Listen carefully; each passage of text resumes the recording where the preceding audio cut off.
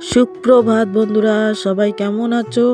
আশা করি সবাই ভালো আছো। আমরাও সকলে ভালো আছি তোমাদের আশীর্বাদে। বন্ধুরা, আজকে আমি সকাল সকাল উঠেছি, কেননা আজকে আমাকে ধান সিদ্ধ করতেই হবে। আর এদিকে আমি ঘরে ধান সিদ্ধ বসিয়ে দিয়েছি। ধান সিদ্ধ হতে হতে আমি ততক্ষণে আগ্নেয়টা ঝাড়ু দিয়ে নেব, কেননা আমাদের ঘুম থেকে উঠেই আগ্নেয়টা ঝাড়ু দিতে হয়। তাই আমি আগ্নেয়টা ঝাড়ু দিয়ে নিচ্ছি, আর ওইদিকে আমার ধান সিদ্ধ হয়ে যাচ্ছে। আর আজকে সকাল সকাল নীলি এসেছে, কেননা ওর প্রাইভেট ছিল জয়ন্তীতে, তাই প্রাইভেটটা ওর বন্ধ আছে, তাই আমাদের বাড়িতে ঢুকেছে। তাই আমি ওকে বললাম যে একটু আমাকেও ভিডিও করে দে, তাড়াতাড়ি হয়ে যাবে। তাই নীলি আমাকে ভিডিও করে দিচ্ছে। আর এদিকে আমি প্লাস্টিকটা পেতে নেব। এই প্লাস্টিকে আমি ধানগুলো ঢেলে রেখে দেব। গরম গরম ধানগুলো আর বাইরে আমি নিয়ে যেতে পারবো না। তার মধ্যে যে আমি ধানগুলো সিদ্ধ করেছি, ওই ধানের মধ্যে জলও আছে, তাই সকাল সকাল আমি বাইরে দেব না শুকাতে। তাই আমি আগ্নেয় ঢেলে রাখবো। আর আমার তো এক হাঁড়ি হবে না, 4 হাঁড়ির মতন হয়ে যাবে আমার ধান। তাই আমি এখানে সব ধানেই ঢেলে রেখে দেব। এইটুকু আমি পরে ঝাড়ু দিয়ে নেব, তাই এখানে আমি গুঁটো করে রেখে দিলাম। করে নিয়ে এবার চলে এলাম চা খেতে। আর এদিকে আমি ধান সিদ্ধ বসিয়ে দিয়েছি। ধান সিদ্ধ বসিয়ে বাকি সব কাজ করে নিলাম, করে এবার চা খেয়ে আমার ধান হয়ে গেছে, এই ধানগুলো আমি নামাবো। তাই চাটা আমি তাড়াতাড়ি করে খেয়ে নেব। আজকে আমি বানিয়েছি লাল চা।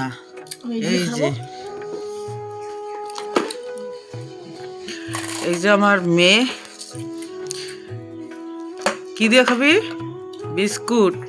এটা বিস্কুটও না, এটা বনের মতন দেখতে, কিন্তু চা দিয়ে খেলে খুবই ভালো লাগে। আর এদিকে এসেছে নীলি,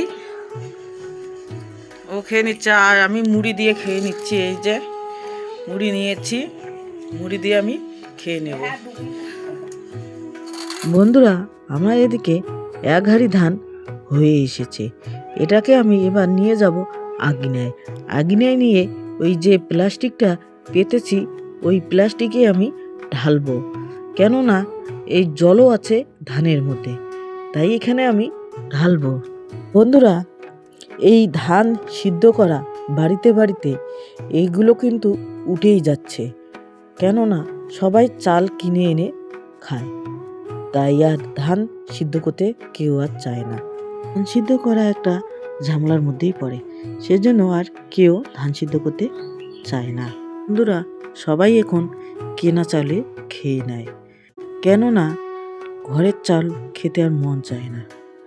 আর কেনা চাল, ভালো ভালো চাল, চিকন চাল দেখে মানুষ নিয়ে এসে, আর আমরাও খেয়েছি অনেক দিন কেনা চাল, কেননা তখন আমাদের কোনো জমি জায়গা ছিল না, তাই কেনা চালে আমরা খেয়েছি।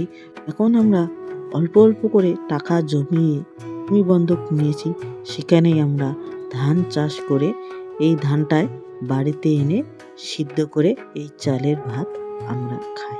জমিতে এত কষ্টর পর এই ধানগুলো আমরা পেয়েছি, তাই এই ধানগুলো আমরা কিভাবে বিক্রি করে চাল কিনে খাবো, তাই আর আমরা ধানগুলো বিক্রি করব না। ধানগুলো সিদ্ধ করে আমরা চাল ভাঙিয়ে তারপরে এই চালে আমরা ভাত খাবো, তাই আর ধান আমরা বিক্রি করব না।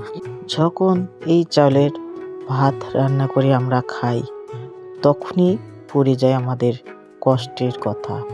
কত কষ্টর পর এই ধানগুলো আমরা পাই, তারপরেও আমরা আর বিক্রি করব না। এই ধানের চাল ভেঙে আমরা ভাত খাবো, এটাই আমরা বলি গ্রামের লোক। তোমাদের সাথে কথা বলতে বলতে এদিকে আমার 1 হাঁড়ি ধান হয়ে এসেছে, আর 1 হাঁড়ি ধান আমি বসিয়ে দিয়েছি।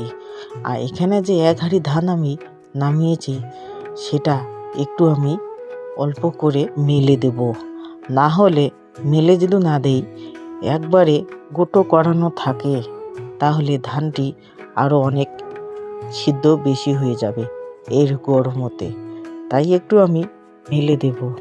আর আমি ধানগুলো মেলে দিচ্ছি, কি হারে ধোঁয়া বের হচ্ছে।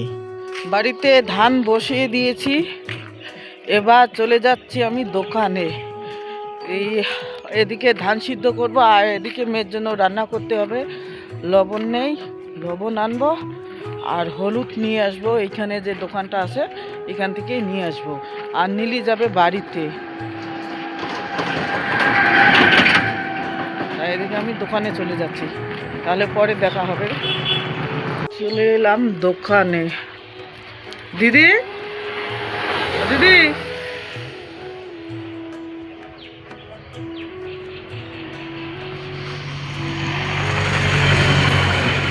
কেউ নেই দোকানে, তাই ডাক দিলাম।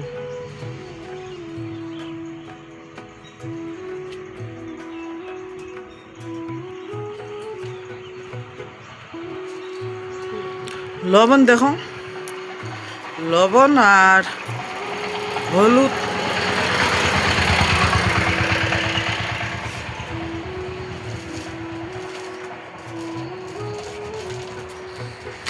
হলুদ আছে, এই যে লবণ আর হলুদ নিয়েছি।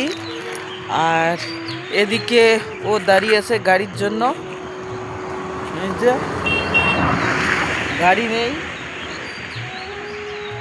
আমিও একটু আসি, ওকে গাড়িতে তুলে দিয়ে তারপর যাব। আমি এখানে ভাত বসিয়ে দিয়েছি, মেয়ে খাওয়া দাওয়া করে যাবে স্কুলে।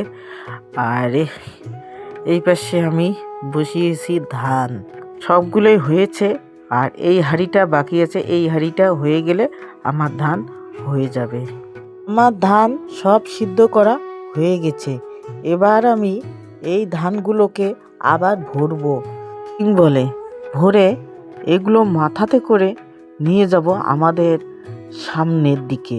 আর আমাদের বাড়িতে রোদ্রু এখন পড়ে না, তাই আমি ধানগুলোকে নিয়ে যাব সামনের দিকে। সামনে আমি প্লাস্টিক দিয়ে রেখেছি, তাই আমি ওই প্লাস্টিকে ধানগুলো ঢেলে দেব। এবার আমি এই ধানগুলোকে মাথায় তুলব। তাই কি যেন আমার মেয়ের সাথে কথা বলছি আর ধানগুলো নিয়ে যাচ্ছি। আর মেয়ে এদিকে ভিডিও করে দিচ্ছে, ওর স্কুলের টাইম হয়নি এখনও, ও পড়াশুনো করে উঠেছে, উঠে ও আমাকে ভিডিও করে দিচ্ছে। আমি যে তিরপলটা পেতে নিয়েছি, এই তিরপলের মধ্যে তাড়াতাড়ি ধানটা শুকিয়ে যায়, তাই এই তিরপলের মধ্যে আমি শুকিয়ে নেব ধানগুলোকে। আমার সমস্ত ধান আনা শেষ হয়েছে, এই প্লাস্টিকে আমি এবার মেলে দেব। আর পরের ধানগুলো আমি এনেছি, ওগুলো অনেক গরম আছে, তোমরা দেখতেই পাচ্ছ ওই ধান দিয়ে ধোঁয়া বের হচ্ছে। তাই আমি রিমবল দিয়ে একটু মেলে দিচ্ছি যে ধানটি জুড়ে যাবে। এখানে যে আমি ধান দিয়েছি, এখানে রোদ্রুটা সকাল থেকে বিকাল পর্যন্ত রোদ্রু থাকে, তাই আমি এখানে মেলে দিলাম। তবু আমার ধানগুলো শুকাতে 3-4 দিন লাগবে। কিন্তু আমার এই তিরপলটা অনেক বড়, তাই আমি এই তিরপলে পাতলা করে মেলে দিব, তাহলে তাড়াতাড়ি আমার ধানগুলো শুকিয়ে যাবে। ধানের সব কাজ আমি করে নিয়েছি, করে এবার আমি সিদ্ধ ভাত খেয়ে নেবো সকাল সকাল। আমি খাওয়া দাওয়া করে মেয়ে চলে গেছে স্কুলে, আমি এদিকে খেতে বসে গেছি সিদ্ধ ভাত। আমি আজকে শুধু সিদ্ধ ভাত রান্না করেছি, আলু সানা আর ভাত। ধান নিয়ে আমি ব্যস্ত ছিলাম, তাই আর তরকারি রান্না করিনি। স্নান করে চলে এলাম রান্না করতে। সকালে তো আমি কোনো তরকারি রান্না করিনি, শুধু ভাত রান্না করেছি।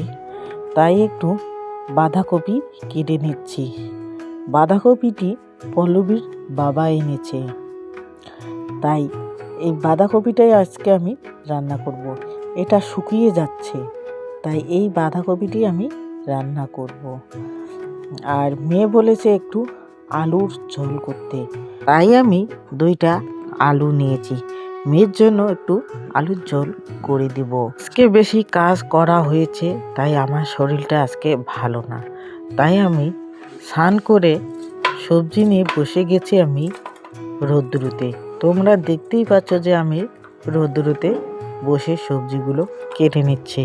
বন্ধুরা, আমি রান্না করে রেখে দিয়েছি, রেখে আমি ধানগুলো ঢাকা দিয়ে রেখে আমি ঘুমিয়েছি। আমার শরীরটা খুব খারাপ হয়েছে, তাই আমি আর খাওয়া দাওয়া করিনি। আর মেয়ে এদিকে স্কুল থেকে এসেছে, তাই আমরা দুজনেই একসাথে ভাত নিয়ে বসে গেছি। এই যে আমার মেয়ে প্রাইভেট থেকে চলে এলো, চলে এসে এই যে মম বানিয়েছে। এই যে ও নিজের বুদ্ধিতে মমটা গলিয়ে ও কত সুন্দর করে মম বানিয়ে রেখে দিল। আর এখানে সুতা দিয়েছে, সুতার মধ্যে আগুন দিয়েছে, কত সুন্দর করে জ্বলতেছে। ভিডিওটা বেশি বড় করলাম না, তোমরা সবাই ভালো থাকবেন, সুস্থ থাকবেন। Good night.